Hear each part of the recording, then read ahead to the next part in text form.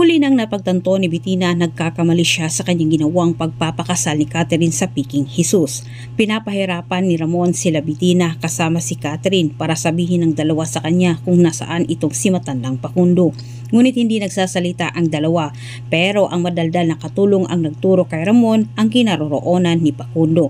Sabay sabi na kasama umano ni Pakundo itong si Tanggol at Marcelo.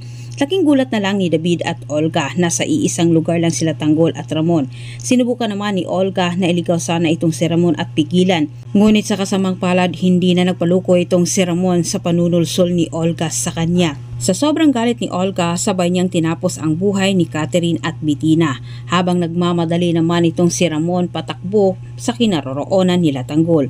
Ngunit sa kabilang banda, akala nila Tanggol ay maging katapusan na nilang lahat, pero hindi nila inasahan ang biglang pagsulpot nila Premo. Kitang-kita sa dalawang mata ni Marcelo ang pagdating nila Premo at hinayaan din niya ang mga ito na tulungan sila Tanggol para makatakas.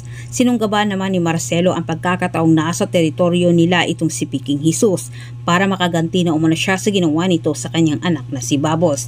Itinakas naman ni Madonna at si Pakundo, at kahit tagilid din ang kanilang sitwasyon ay pilit na pinakiusapan ni Pakundo si Madonna na balikan umano nila itong si Catherine.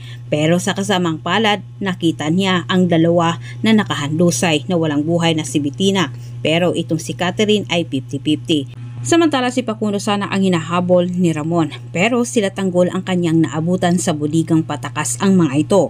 Hindi nagawa ni Ramon na tirahin itong si Tanggol sapagkat nakita niya itong puno ng sugat at naligo sa sariling dugits.